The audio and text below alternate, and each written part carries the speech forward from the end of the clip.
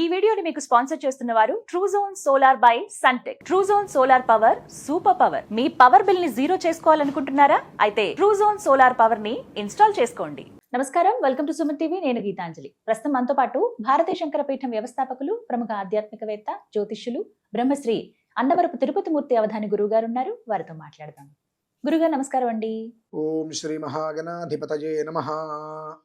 ఎన్నో అంశాలు మాట్లాడుతూ ఉంటాము. ఇందులో భాగంగా కొంతమంది ఎప్పుడైనా సందర్భం వచ్చినప్పుడు అడుగుతూ ఉంటారు, దైవ దూషణ చేస్తారు, వాటికి ఏం పాపం తగలదా అని.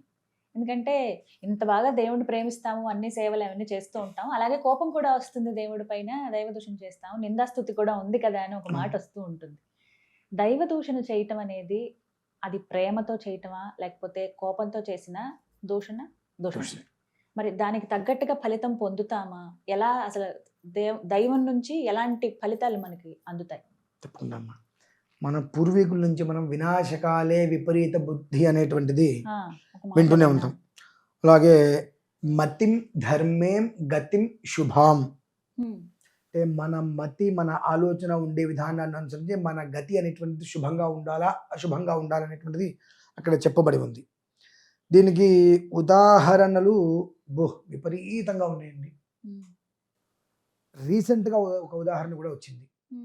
నేను నిన్ననే దాని గురించి నా భారతీయ శంకరపీఠం యూట్యూబ్లో కూడా కాస్త ఒక మోస్తరులో కడిగే కానీ గట్టిగా కడగలేకపోయా, కానీ రాత్రి తెల్లవారు నాకు నిద్ర పట్ల గట్టిగా కడగలేకపోయాను అని చెప్పి ఒక ఇష్యూ నుంచి సంబంధం లేకుండా వేరే దిశగా మారిపోయిందండి.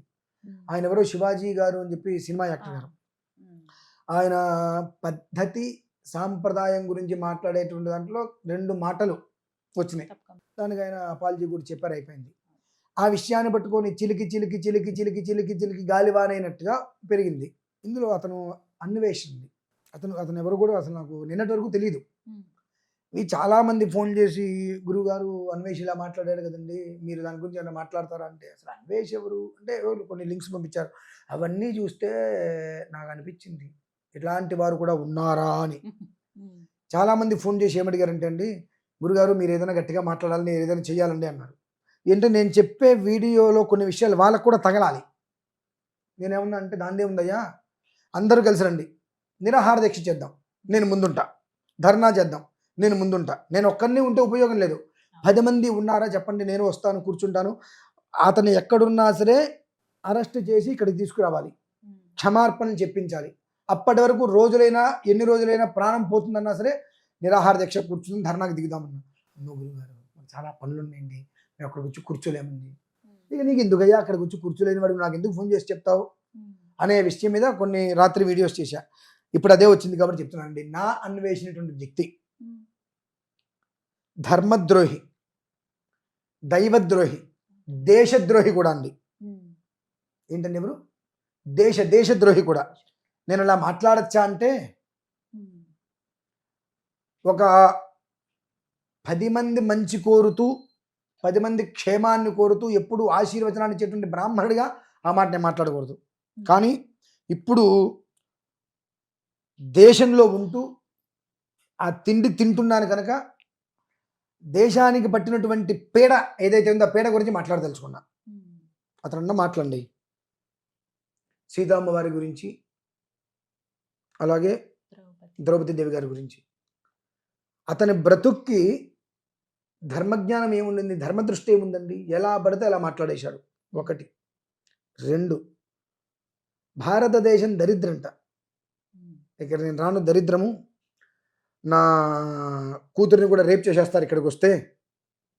మరి అతనే సిగ్గు లేకుండా, తల్లి తండ్రి ఉన్నారు, నా భార్య పిల్లలు ఉన్నారు, వాళ్ళు కనుక ఈ వీడియో ఇలా చూస్తే వాళ్ళు ఏమనుకుంటారనేటువంటి కనీసం విచక్షణ కూడా లేకుండా, వేరే దేశంలో నేను 1000 రూపాయలు ఇచ్చి 14 ఏళ్ళ అమ్మాయితో నేను కలిశానని చెప్పి చెప్పుకున్నాడు గొప్పగా. మరి వీడు మాట్లాడుతున్నాడు వాళ్ళ అమ్మాయిని ఎవరో రేపు చేస్తారు వచ్చి. అది ఎంతవరకు అతను మాట్లాడేటువంటి ఇదండి. భారతదేశానికి రాను, అదొక దరిద్రం అంటూ, నేను తప్పు చేశాను, నన్ను క్షమించండి, నా క్షమార్పణ మీరు తీసుకోకపోతే 2026 మొత్తం మీకు అష్టదరిద్రాలు పట్టుకుంటాయని చెప్పాను. నేను అనుకున్నా వెంటనే, ఈ 2026 వరకు మాకు పట్టుకున్న అష్టదరిద్రాలు నువ్వే కదరా, ఆ దరిద్రాలు మాకు వదిలిపోతున్నాయి. నాకైతే నేను అనకూడదు కానీ ఒక్క మాట అంటారు, మీకు కోపం రాదంటే క్షమించండి, ఈ మాట నేను మాట్లాడకూడదు. కాకపోతే ఏంటంటే ఎంత రగులుతుందో కడుపు నాకు తెలుసు. అతను మాట్లాడేటువంటి మాటలు, దూషణలు. ఇప్పుడు గరికపాటి వారంటే నాకు ముఖాముఖిగా ఏం లేదు. కానీ ఆయన గురించి మాట్లాడినటువంటి అసభ్యపదమైనటువంటివన్నీ కూడా ఉన్నాయి కదా! అంతా నాకు కష్టంగా అనిపిస్తుంది. అతను మాట్లాడినటువంటి మాటలు. అతను చేసే వీడియోస్ చూసా. ఏ ఒక్క వీడియో అయినా ధర్మానికి ఆచరణగా ఉందా అండి? చెడ్డీలేసుకునేవే కదండీ! అతను మాట్లాడే మాటలు కూడా చూసారా ఎంత బాగున్నాయో? ఏ ఒక్కళ్ళకి ఒంటి బట్టలు లేవు, చెడ్డీలేసుకొని తిరుగుతున్నారు చూడండి ఎంత అందంగా, ఇవే కదండీ అతను చెప్పేవి. అంటే తాను చెడ్డ కొద్ది వనమంతా చేర్చింది అని చెప్పి ఎంతమంది జీవితాల్ని నాశనం చేసి ఉంటాడు. కానీ ఒక్క విషయంలో ఆనందపడ్డా. అతను మాట్లాడిన మాటలకి కొంతమంది వెంటనే అతన్ని అన్‌ఫాలో చేసి బయటకొచ్చారు. కొంతమందికైనా ధర్మ దృష్టి ఉంది. పోన్లే భగవంతుడా! కానీ అక్కడితో సరిపోదండి. దాదాపుగా 1,00,000 మంది పైన. 2,00,000 మంది పైన నేను విన్నానండి. హ్మ్. కానీ అది సరిపోదండి. అది కాదే తనకు కావాల్సింది. మతిం ధర్మేం గతిం శుభాం. నీ మతి ఏ రకంగా అయితే గనక చలించిందో ఆ రకంగా నీ గతి కూడా అలాంటి స్థితికి రావాలి మళ్ళీ. వస్తేనే అందరి కాళ్ళు పట్టుకొని, పెద్ద పెద్ద వాళ్ళ కాళ్ళు పట్టుకొని క్షమార్పణ చెప్పాలి. ఏ దేవత గురించి నోరు పారేసా అదే దేవతకి అభిషేకం చేయాలి. అసలు వాడి చేత చేయించకూడదండి. అంతకన్నా దౌర్భాగ్యం ఇంకోట్లేదు. కానీ వాడికి నమస్కారం చేయించాలి.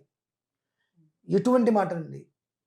అతను తినే తిండి ఎక్కడిదో తెలుసా అండి మళ్ళీ? మరి అతను అన్నం తింటున్నాడో, అశుద్ధం తింటున్నాడో నాకు తెలీదు. తెలుగు వాళ్ళకి అతని వీడియోస్ చూసేదంతా. ఇంగ్లీష్ వాళ్ళు ఎవరు చూడరు, హిందీ వాళ్ళు ఎవరు చూడరు. అన్ని తెలుగు వాళ్ళు చూస్తూనే ఉన్నారు. తెలుగు వాళ్ళ చూడటం బట్టే వ్యూవర్‌షిప్ వెళ్తుంది. అన్ని లక్షలు సంపాదిస్తున్నాడు.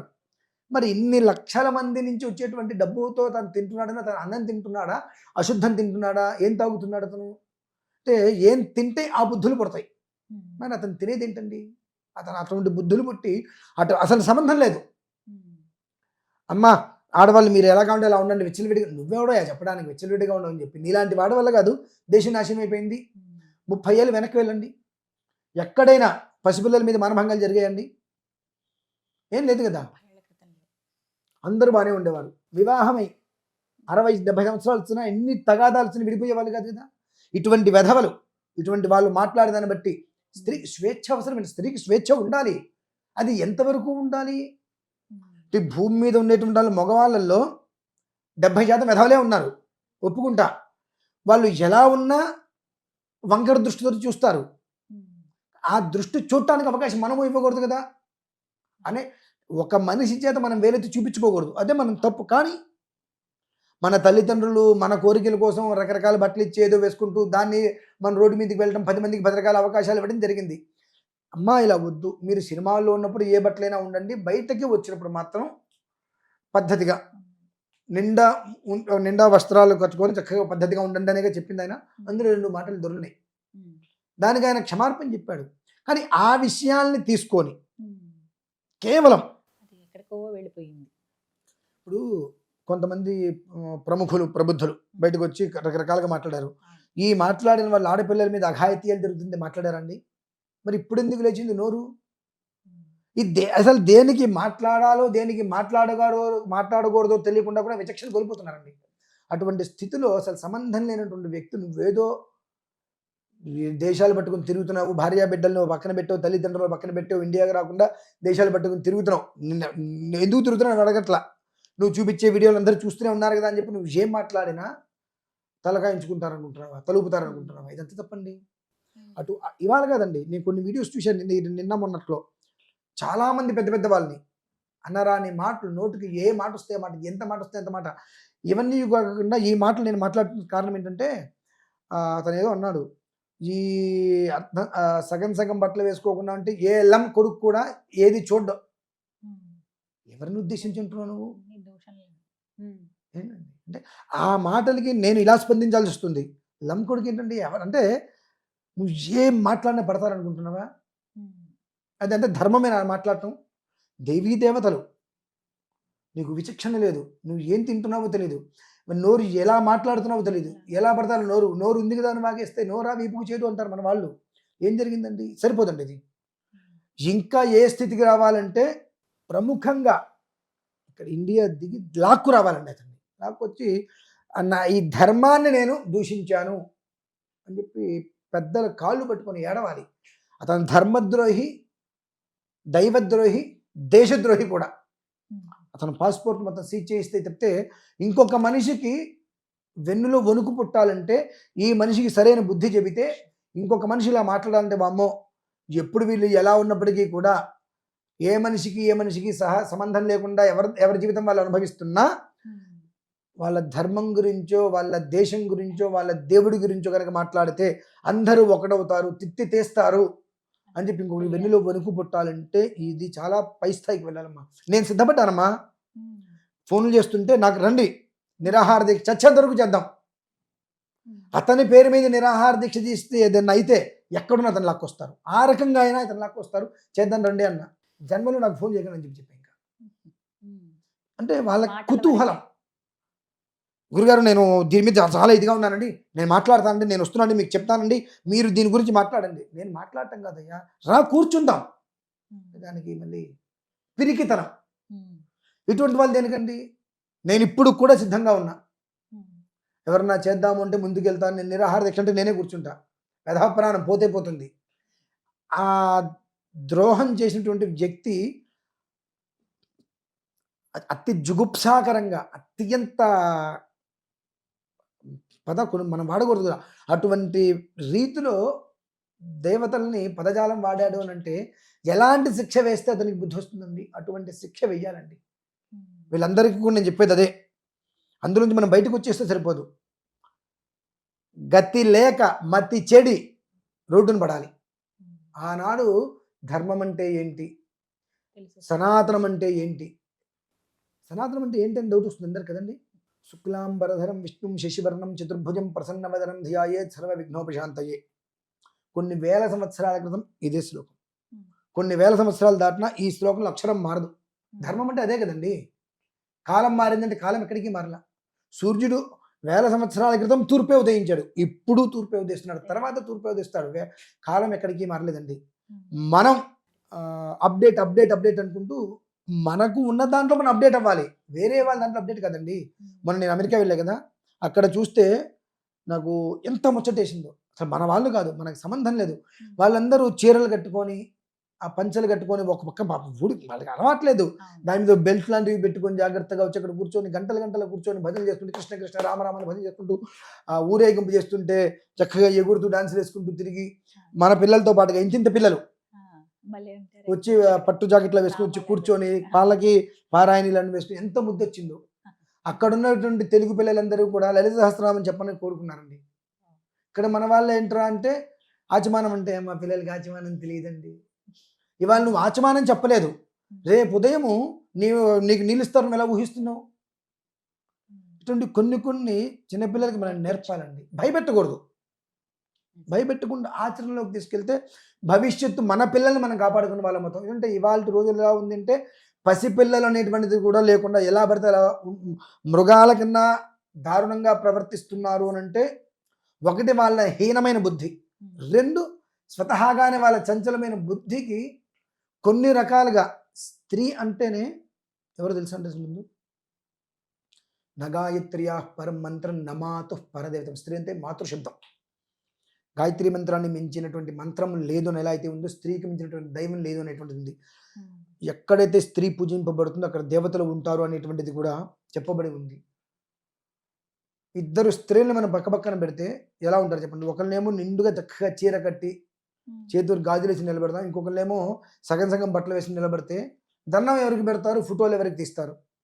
కనిపించేస్తుంది. అంటే నేను అంటాం కాదమ్మా, అంటే కొంచెం సినిమాల్లోకి వెళ్తున్నారు, అది మనం మాట్లాడకూడదు దాని గురించి, అది వాళ్ళ వ్యక్తిగతం, వాళ్ళ జీవన విధానం.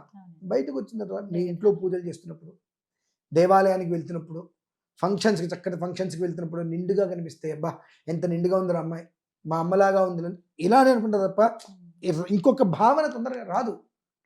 అది మన పిల్లలకి అలవాటు చేస్తే భవిష్యత్తులో స్త్రీ అంటే బలహీనత కాదు అనేటువంటి ఒక స్థితి రావడానికి చెడగొట్టుకుంది మనమే. దాన్ని మార్చుకోవాల్సింది మనం. ఇటువంటి దరిద్రపు విధవులకి అవకాశం ఇవ్వకుండా వాడు చేసినవన్నీ కూడా అన్వేషించినటువంటి వాడి వీడియోలు చూస్తే ఒక రకమైన వికారము, జుగుప్స, ఏది ఒక్కటి కూడా. నేను ఈ ఆలయానికి వెళ్ళా, ఆలయంలో ఇంత అద్భుతం ఉంది, ఇంత చరిత్ర కలిగిన ఆలయం, ఇన్ని వందల సంవత్సరాల చరిత్ర ఉంది, ఈ దేశంలో మన ఆలయం ఉంది, ఇంత చరిత్రను ఎక్కడ ఉందండి? ఎక్కడ చూడు ఏ వీడియో, నేను కొన్ని వీడియోస్ చూస్తే ఏ వీడియో చూసినా మాటలు చూశారా అండి, చెడ్డీలు వేసుకుని ఉన్నారు, ఎంత బాగున్నారో. నువ్వు నాశనమైంది కాక ఎంతమంది జీవితాన్ని నువ్వు నాశనం చేసినట్టు.